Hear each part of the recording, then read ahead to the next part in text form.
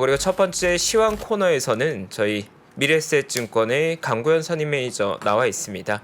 그리고 두 번째 시간 저희가 바바리안 리서치 정희석 이사님 나와 계신 상황이고요. 마지막 3부는 개장시황 부사님과 함께 체크할 수 있도록 하겠습니다. 네. 일단 저희 오늘 첫 번째 코너 뉴스 5 어떤 네. 뉴스 준비되어 있나요? 뉴스 5를 지금 띄워야 됩니다. 네, 지금 앞에 띄워야 뉴스 5 되는데, 가시죠. 아까 이제 먼저 띄워갖고 좀 호흡이 안 맞았습니다. 그겁니다. 첫 번째 기사. BO의 깜짝 채권 매입으로 시장이 반등했는데요. 반등했는데 2주 동안 채권을 매입한다고 했습니다. 과연 이 매입 소식이 시장의 바닥을 알리는 신호냐 아니면 추가 하락이 더 나오는 거냐라는 건데 제가 볼 때 BOE가 채권 매입을 한 것은요. 아시겠지만 파운드가 너무 급락하는 그런 모습 보였고 실제 지금 영국의 재정이 악화되는 그런 모습 보이다 보니까 약간의 깜짝 정말 짧은 기간 동안 하는 거라서 제가 볼 때는 이걸로 시장의 바닥을 확인할 수 없을 것 같고 오히려 하루짜리 좀 반등이 아닌가 싶어서 오늘 아까 말씀하신 것처럼 좀 빠지는 모습이 나온 게 아닌가 싶으니까 역시 간단히 보시고 한번 차트를 좀 보겠습니다. 자, 그러다 보니까 영국의 30년 국채 수익률을 보시면요. 5%에서 한 방에 1%가 빠져버렸습니다.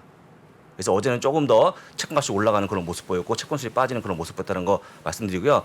다음 페이지 제가 제일 중요한 게 미국의 10년물 국채 수익률 역시 4.019%에서 3.75까지 급하게 빠졌다라고 좀 보시면 되겠죠. 이게 바로 시장을 올린 요인인데 아까도 말씀드렸습니다만 이걸로 그러면 시장에 대한 바닥을 확인할 수 있을 것 같냐?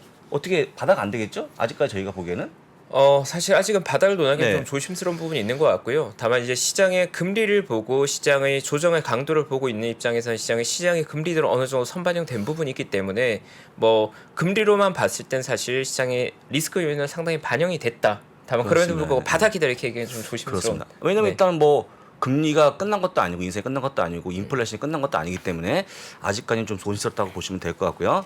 어쨌거나 긴장을 좀 풀지 마시기를 다시 한번 말씀드립니다. 자, 두 번째 기사를 확인해 보겠습니다. 역시 9월 시장은 힘들어라고 적었습니다. 저희가 이제 9월 달에 통계를 보게 되면 굉장히 안 좋았던 시장을 보였는데요.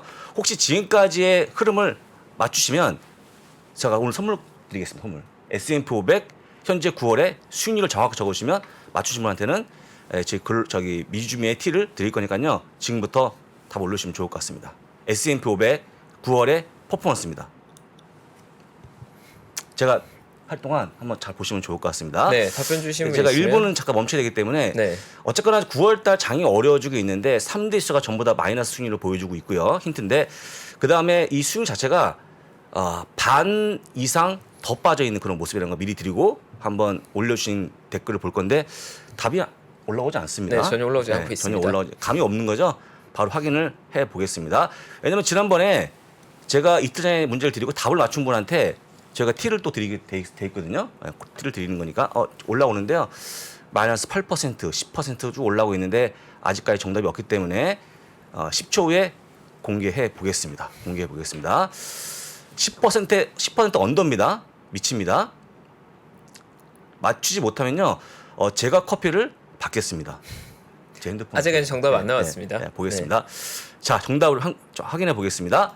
S&P 500 5.97%입니다. 그래서 지금까지 빠져 있는 그런 모습이기 때문에 3분기 연속 마이너스로 가고 있는 상황입니다. 많이 안 좋아지고 있는데 그러면 9월 달에 아직까지 이틀 남았기 때문에 오늘과 내일에 급등하지 않으면 거의 이 정도 끝날 것 같은데요. 그럼 6% 끝나기 때문에 굉장히 어렵다는 거 다시 한번 말씀드리고 만에 하나 오늘 3% 내 3% 올라가면 보합 끝날 수 있겠죠. 근데 그런 확률은 거의 없다는 거 좀 말씀을 드립니다. 나다님께서 첫 번째로 마이너스 6% 불러주셨는데 마이너스 6% 인정하시겠습니까? 정답하죠. 정답합니다. 네, 마이너스 뭐라고요? 5.97이면 예. 나다님.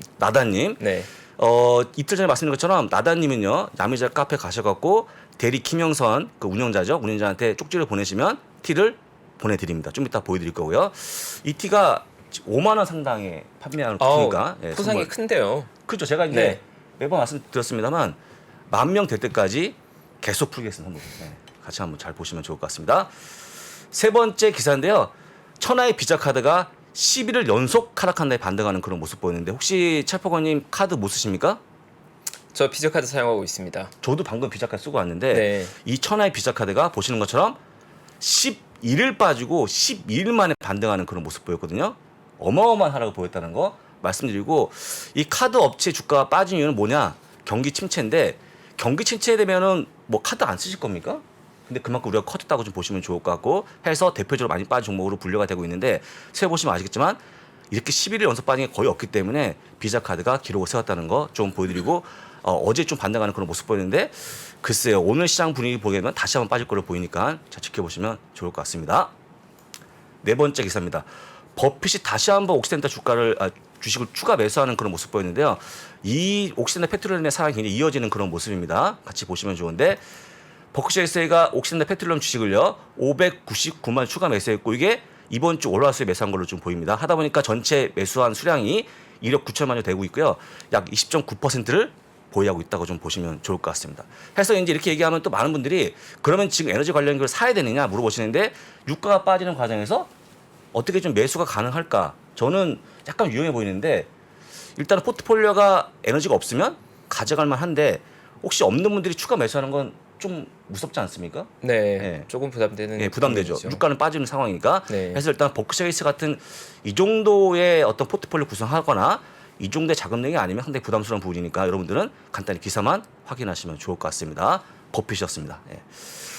자, 다섯 번째인데요. 짐 크레머 어제 상승은 일시였다라고 발표하는 그런 모습 보였습니다. 어쨌거나 잠깐 의미 없는 반등이라고 여기다 보시면 좋을 것 같습니다. 같이 보시면 이런 겁니다. 어제 상승은요 거의 꿈에 근거한 거다. 꿈이었다라고 보는 거죠. 어떤 얘기냐면 실제 지금 상승한 이유가 금리가 정점에 와 있다. 물가 정점에 와 있다. 그거 어디에도 포함되지 않지 않습니까? 그다음에 매파적인 발언을 뭔가 취소하고 있는 모습도 안 나오기 때문에 어제 반등은 의미 없는 반등이라고 볼 수 있을 것 같고요. 이건 랠리가 아니고 잠깐의 반등이니까 다시 한번 주의를 한번 해보자라는 차원에서 말씀드린 거 잘 참고하시면 좋을 것 같고 이 짐 크레머가 다수의 의견이 많이 틀리는데 어제 이 내용은 저 동의하는 바입니다. 채권이 동의하십니까? 네, 저도 예. 어제의 반등은 사실 네 조금 시장의 기대가 선반영됐던 게 아닌가. 사실 이제 어제는 BOE의 소식이 전해지면서 막 올라온 거기 때문에 미국 자체 기사라기보다는 영국의 기사 때문에 올라온 거라고 보시면 좋을 것 같고 또 아까 보여드린 것처럼 국제 수익률이 빠지다 보니까 반대로 올라온 게 아닌가 싶고 근데 우리가 확인하면 아시겠지만 물가가 지금 정점을 찍었냐 아니면 금리가 정점을 찍었냐 한다 그러면 그게 아니기 때문에 다시 한번 긴장을 늦추지 마시고 잘 보시면 좋을 것 같습니다. 어쨌거나 오늘도 빠지고 있는 모습인데 잠깐 한번 선물을 보게 되면 약 1% 하락한다는 거 좀 보여드리고요. 항승 출발하면 좋은데 어쨌거나 하락 출발할 걸로 보이고 그 다음에 10월 13일 나오는 CPI를 보시는 게 어떨까라고 조언드리니까 잘 기억하시면 좋을 것 같습니다. 네, 감사합니다. 네. 오늘 또 뉴스 감사드리고요. 아까 전에 나다님을 전 6% 처음 봤는데 니라미님이 먼저 올렸다는 분들도 있으셔서 일단 나다님하고 축하드렸으니까 저희가 드리는 게 맞을 것 같고요. 실제 1위는 저희도 나중에 그 댓글창 한번 리뷰 한번 해보겠습니다. 네. 그 아까 댓글 올렸는데 렉이 약간 있어서 저희도 나중에 렉이 기록을 있죠? 한번 더 확인해 렉이 있습니다. 보겠습니다. 한 번에 올라오다 보니까 저희가 잘못 판단할 수 있으니까요. 네. 네, 나다님 일단 연락 주시고 저희 나다니? 영어로 나다님께서 아까 6% 먼저 올려주신 걸로 네. 봤는데 구독자분들께 니라미님, 니라미님 먼저 올려주셨다는 댓글도 있어서 이따 저희가 확인 한번 해보겠습니다. 예, 그렇습니다. 그 첫 번째 질문 맞추신 분이 이름이 김태훈님이었거든요. 김태훈님. 네. 김태훈님은 제가 다음 주에 배송을 하겠습니다. 티를. 예. 네. 저희 이어서 오늘 네. 시황 코너 준비되어 있고요. 시장의 변동성 워낙 많이 커진 상황이고 오늘 역시도 시장의 뉴스 좀 업데이트할 필요 있는데 저희 오늘 첫 번째 코너 미래세증의 강구현 선임이 좀 와 계십니다. 저희 잠시 광고 보고 와서 첫 번째 시황 코너 이어가겠습니다. 신고가에 5만 원 돌파할 때 5만 원에 따라 살 수 있나요, 우리? 내가요? 5만 원이 다시 내려가서 2만 원까지 와서 2만 원 떨어지면 신저가예요. 거기서 구매해서 쓸 수 있나요? 주식시장에 절대 변하지 않는 것이 두 가지 있습니다. 주가의 기본적인 움직임 그리고 투자하는 사람들의 심리입니다. 내가 팔면 오르고 사면 떨어진다고요? 주식에 대한 공부가 모자라서가 아닙니다. 주가를 만드는 투자자의 심리를 모르기 때문이죠. 하락장의 공포를 이기는 5가지 실전 투자 심리 전략. 박병창의 돈을 부르는 매매의 심리에서 지금 확인하십시오.